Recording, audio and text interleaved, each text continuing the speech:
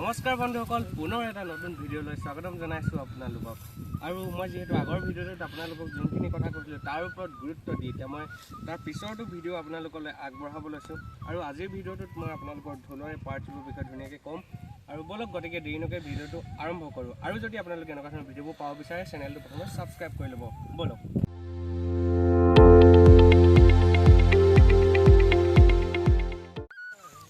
যিহেতু মই আপোনালোকক আগৰ ভিডিঅ'বোৰত কৈ গৈছোঁ যে কিছুমান গুৰুত্বপূৰ্ণ বস্তু অৰ্থাৎ গুৰুত্বপূৰ্ণ অংশৰ ওপৰত আমি মন দিলে আপোনালোকে ভাল ঢোল এটা পাব পাৰিব। এতিয়া সেই বস্তুবিলাক বা সেই অংশবিলাক জানিব হ'লে আপোনালোকে ঢোলৰ গোটেই বস্তুখিনি অৰ্থাৎ অংশখিনিৰ নাম জানিব লাগিব। আৰু সেই গোটেইখিনি বস্তু জানিলেহে আপোনালোকে দোকানীজনক গৈ বা ঢোলৰ যি ঢোল বনায় তাত গৈ আপোনালোকে ঢোলটো কেনেকুৱা ধৰণৰ লাগিব, কি হ'লে ভাল হ'ব, সেই বাছনিখিনি আপোনালোকে নিজে কৰিব পাৰিব।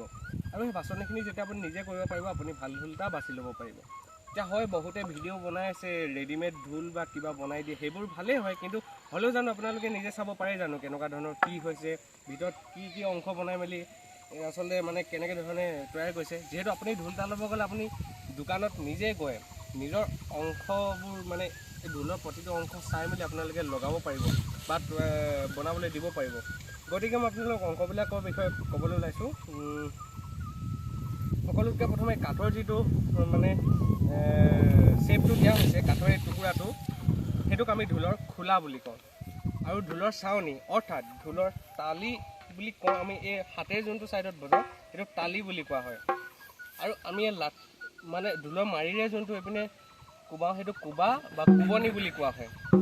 আৰু এইডাল হৈছে ঢোলৰ মাৰি, বহুতে লাঠি বুলি কয়, হয়তো ভুলত কেতিয়াবা মোৰো ওলাই যাব পাৰে বাৰু, লাঠি বুলি কৈ পাওঁ, কিন্তু এইডাল ঢোলৰ লাঠি কেতিয়াও নকওঁ, ঢোলৰ মাৰি বা মহিতা বুলি ক'ব।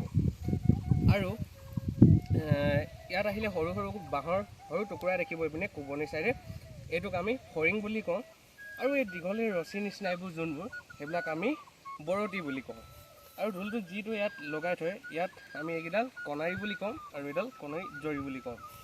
আৰু গতিকে আপোনালোকে এই গোটেইখিনি বস্তু এই পাৰ্টছবিলাকৰ বিষয়ে যেতিয়া আপোনালোকে গোটেইখিনি গম পাব, জানিব পাৰিব, তেতিয়া আপোনালোকে ভাল ঢোল এটা বনাব দিব পাৰিব। আৰু ভাল ঢোল এটা বনাব দিয়াৰ মানে ওপৰত দৃষ্টিৰে আমি চাব গ'লে আমি যোনটো চাৱনি কৰাওঁ চাৱনিটোৰ ওপৰত বহুতখিনি ডিপেণ্ড কৰিব। মানে আপোনালোকে কেনেকুৱা এটা ভাল ঢোল পাব পাৰিব তাৰ আকৌ বেলেগ বেলেগ ভাগ আছে বুলি ক'ব লাগিব। মানে বেলেগ বেলেগ চাৱনি কৰাওঁতেও কেইবা ধৰণেও কৰাব পাৰি, তাৰ ওপৰত আপোনালোকে ভাল ঢোল পাব পাৰিব। তাৰ বিষয়ে মই পৰৱৰ্তী ভিডিঅ'বোৰত দি যাম, গতিকে আপোনালোকে চেনেলটো ছাবস্ক্ৰাইব কৰি ল'ব, ভিডিঅ'বোৰ পাব তেতিয়া। আৰু আজি ভিডিঅ'টো বৰ বেছি দীঘলীয়া নকৰোঁ, ইমানখিনিতে থওঁ। আৰু যদি কিবা আপোনালোকৰ জানিবলগীয়া বা ডাউট আছে তেনেহ'লে আপোনালোকে কমেণ্টত জনাব। আজিলৈ মানে ধন্যবাদ।